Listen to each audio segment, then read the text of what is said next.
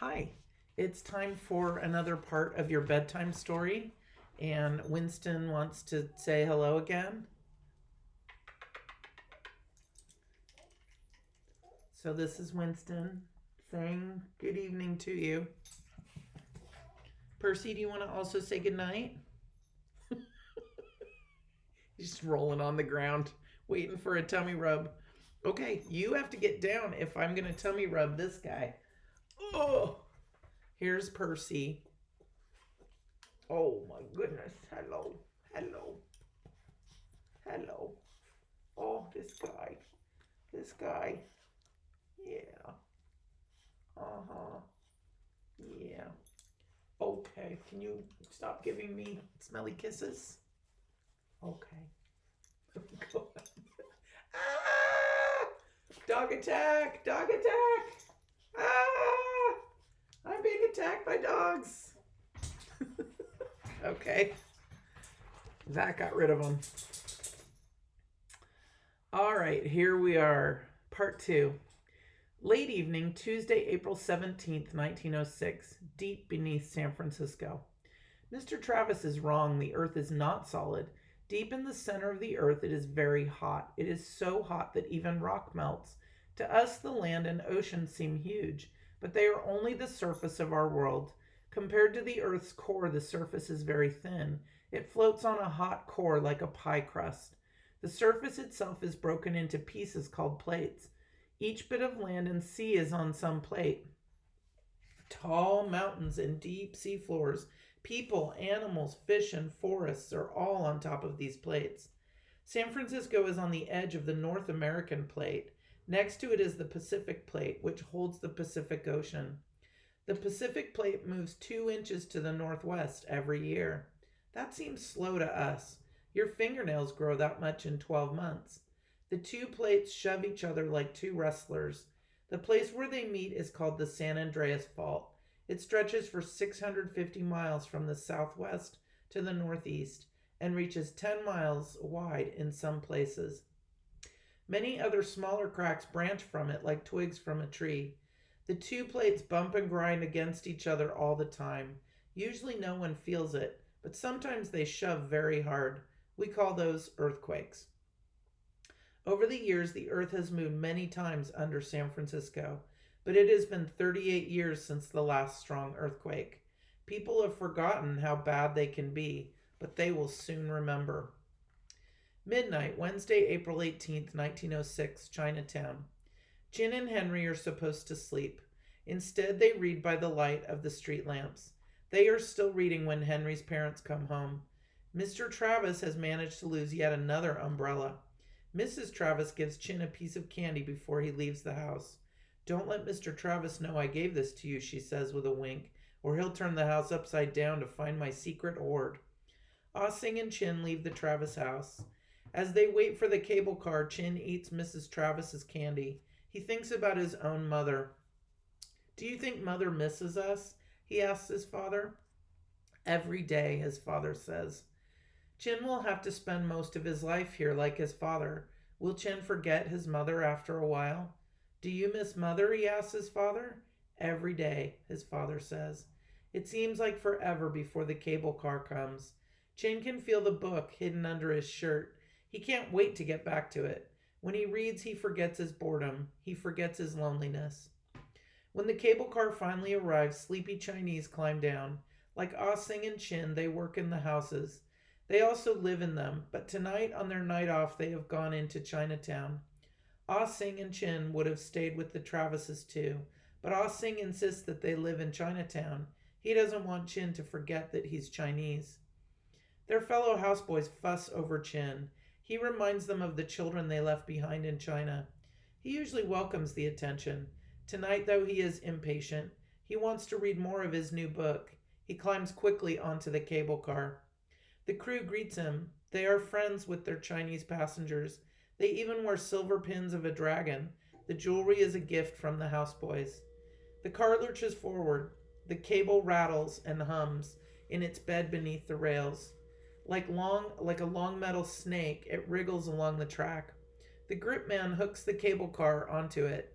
The cable car hitches a ride on the moving cable. Silvery tracks lead up and down hills.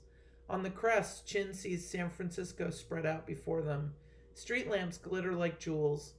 American houses perch shoulder to shoulder like pigeons. Beyond them rise the tall buildings of the business district. Some of them tower so high that people say they scrape the sky. They call them skyscrapers. Chin usually enjoys the view. Tonight, he only wants the cable car to go faster. Chin and his father say goodbye to the cable car crew and get off in Chinatown. It is so much bigger than his village in China. There are around 10,000 Chinese who live here, but not all of them speak the same dialect as he does. Though they come from China, he cannot always understand them. So it is home and yet not home to Chin. Even the buildings are different. They are all so much taller than the ones in his village.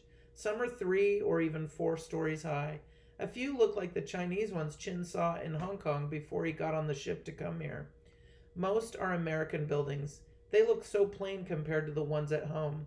There are no tiled roofs or carved windows, but the Chinese have added signs and decorations to them. The American buildings look like they are wearing Chinese disguises. It's a good description, huh? Though it is late, Chinatown is still very busy. Chinese shop in the stores, they eat in the restaurants. Americans dine with them. Some are ladies in evening dress and gentlemen in top hats. Some are in costume with roller skates draped over their chairs.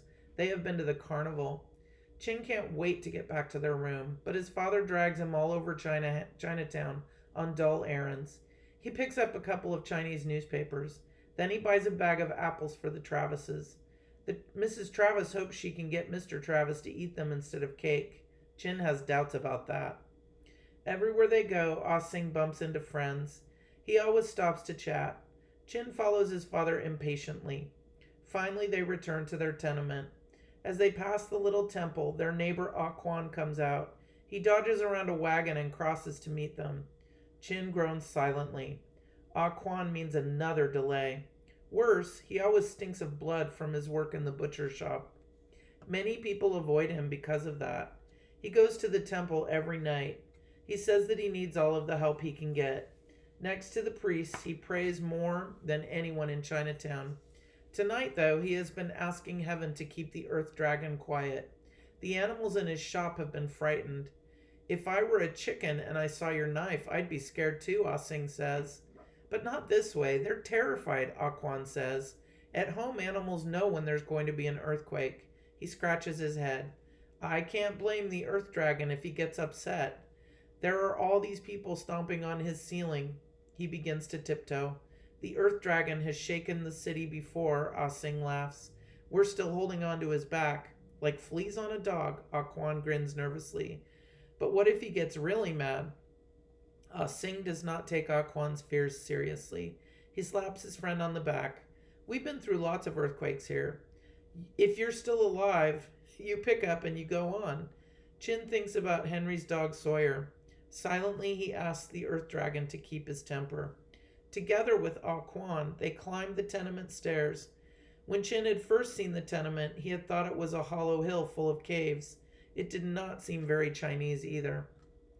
As they mount the steep steps, Chin hears the clacking of mahjong tiles. In that game, players match pieces. Someone is playing the scales on a fiddle. Other people are arguing. Another person is crying. Still another is laughing. It is a small village in itself, because a tenement has way too many people living in it. Like tenements are always really crowded because people can't afford housing, and so they kind of cram in together into a few apartments.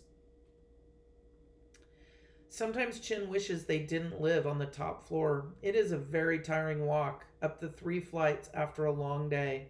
In their room, his father takes an empty box from a neatly stacked column of boxes. You might as well put your book in here. I already have a box for my school books, Chin says. I mean the ones that Mr. Henry gives you, Ah Sing sighs. Embarrassed, Chin puts the book into the box. You knew? I can feel your library, Ah Sing rubs his back. I think I still have dents there. He holds up the mattress. Quickly, Chin picks up the books beneath it and places them inside the box. You can read them as long as you get good report cards, his father warns. I will, Chin promises. He puts out his book. He pulls out his book. May I read one chapter? His father sighs. It's better than having you sneak outside. You know I've been reading on the stairs? Chin asks guiltily. His father smiles. I'm interested in everything you do. It just may not seem like it because I'm usually busy. Chin snuggles up in the bed. Soon he loses himself in Marshall Earp's adventures. His father is kind and he works hard, but he is no hero. No one wants to read about peeling potatoes and washing dishes. All right, I hope you enjoyed your bedtime story, part 2. It is the night before the 5 a.m. earthquake, so get ready. I will talk to you later. Thanks for joining me. And thanks for joining Winston and Percy as well.